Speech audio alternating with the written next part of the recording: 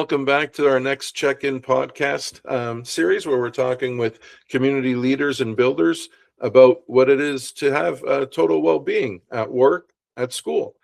Today's guest is Mr. Dave Musgrave. Dave, thank you so much for joining us. Appreciate it. Thank you so much, Nelson, for having me, and I'm so glad you're doing this work and having these conversations with people. Awesome. Dave, first lead-off question here is what does well-being at work mean to you personally? Well, people often refer to well-being at work as having a work-life balance. I do work in child welfare, and that can be hard to establish at times. Uh, I also have my own lived experience with mental health, and I think it's important to establish a work-life balance when that's the scenario in which you are able to be your authentic self. So historically, it's always been important to have a mask on at work if you've not always done great with your mental health, which would shield your past and your current experiences. But it's not a mask you can simply slip on and that doesn't have any more effort. It might actually be better to think of it as being like using a superpower in which you're putting up a force field that takes constant effort to keep it in place, and you're constantly willing into existence. And if the work is already something that maximizes your energy reserves, this can be amplified by the pressure to keep up these kinds of appearances. So I feel in society in general, workplace stigma is improving around mental health, and it certainly is in my sector. And when that's the case, you can be mindful about the degree about what you share about your own mental health. But it's a matter of your own comfort level and determining, the situation rather than a matter of survival. So it's being able to be your authentic self as you balance the need to have work-life balance and still be who you are. Yeah, I just had a discussion yesterday or the day before with someone who worked in the nonprofit sector, and we were saying like how when you work for support service and so forth, it's you put so much effort and time into helping others that you kind of lose that for yourself, right? And it's always that acknowledging that, hey man, like I'm not feeling great, or I haven't been feeling great for a while now. And those masks that we wear. So yeah, I completely, that resonates with me to the bone.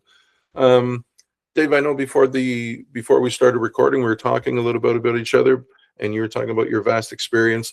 What's something that you've come across that organizations have done, like big or small, that have supported mental health and total well-being in the workplace?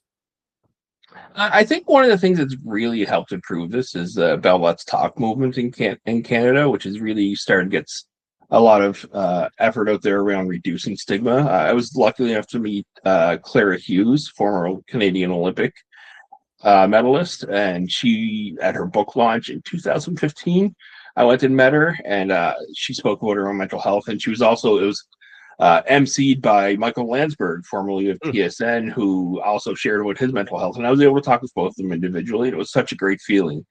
In 2026 now that we're in, I feel it's even that much further ahead than it was 11 years ago when I met them.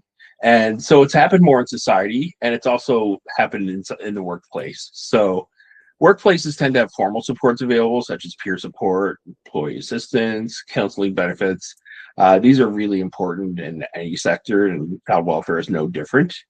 And then one of the important things, since we're talking about it kind of from a leadership perspective as well, is, in your supervisory relationship, both the one where you're providing supervision as well as when you're receiving it, because everyone reports to someone. It's important to establish parallel process where you can, demonstrate a positive and supportive relationship to the person you're supervising. And that translates into that person then having a positive and supportive rapport with the child or family they're working with. And even if there's difficult conversations, we need to treat each other as human beings. Yeah, for sure. So speaking of leaders, what do you think are some of the challenges that leaders face today in providing total well-being or support for their people? I think one of the real challenges is that, as a leader, you have both a supportive role and a performance management role as well. And you can be applying one approach more than the other, given given the circumstances is. And, it can be confusing for the person you're supervising about which one you're applying more. Honestly, it can be confusing for you. So you need to be firm but kind when it comes to expectations, and also accepting and non-judgmental and supporting someone who's navigating challenges, and recognizing that navigating challenges shouldn't be something that disqualifies someone from being able to do the work. It's something that is a credential, and demonstrating that kind of adversity is something that helps you. You're successful in the workplace not in spite of navigating adversity, but because of it. Yeah. So another area is how destigmatization is implied. In my field, there's a real focus on vicarious trauma, compassion fatigue, and burnout. And those are very essential components of the conversation. I think we have to recognize them as components. And the other thing that really needs to be, a companion piece to that is recognizing someone may have clinical needs that are outside of the workplace, that are either partially or completely separate from the workplace. Like you may have grown up with, depression and anxiety. You may have some kind of post-traumatic stress disorder, complex post-traumatic stress. You may have a personality disorder, and you don't want to pathologize those, but you need to have an acceptance for those in the workplace. And again, they are strengths, and the ability to navigate those are strengths that make you that much more able to give of yourself to others. Yeah, Dave, just as you were saying that, and I haven't spoken of this on the series, but the days when I was a regional manager, and this is after having a near-death car accident experience, where there wasn't an accident, but if there was, I was a goner. But that gave me PTSD to a level that I couldn't sit in the front seat of a car as a passenger. I could sit in the back. I could drive perfectly fine, but I just couldn't sit in that front seat. And when I'm riding with reps at the time, and I'm grabbing the bars and I'm sweating, and I never told anybody, and it was just, I made jokes that I had PTSD because at the time I thought it was just a military kind of experience, right? Exactly. Yeah. And it was brutal, and now I've come to a point in my life where I want it to be okay to tell someone, hey man, like this is what I'm going through, or this is what I went through, and I need some help. Right. So these conversations hopefully open doors, for people to get help, but also for leaders, to say, I would like some training, or I would like some more information on how do I deal with or work with the people that work for me. How do I get the best out of them? So, well, we've talked about everybody else, Dave, but what does Dave do? If I could just add to that as well, Yeah. one of the experiences I've had is that people may, if you don't meet the full-on diagnostic criteria for post-traumatic stress disorder, my understanding of how this works is that complex post-traumatic stress, you may not meet the full criteria for PTSD, but that doesn't mean you don't have trauma, you don't have stress. So it's recognizing that those are on a spectrum and impact us all differently, and impact even the individual person differently at different times. So, Yeah. so yes, sorry, I cut you off. Yeah. No, thank you for adding. We talked about everybody else, including myself, but what does Dave do to recharge the batteries? I am a huge wrestling fan. I will watch it a lot. Honestly, a lot. I've watched it less in the past year than I ever have before, but it's honestly been one of the great joys of my life is to follow that for since I was 11, which is 40 years as of yesterday. So, also, I'm a big reader. I really enjoy taking in social justice material. Some people feel like, don't you get enough of that professionally? And honestly, for me, that actually scratches an itch set of learning that really matters to me.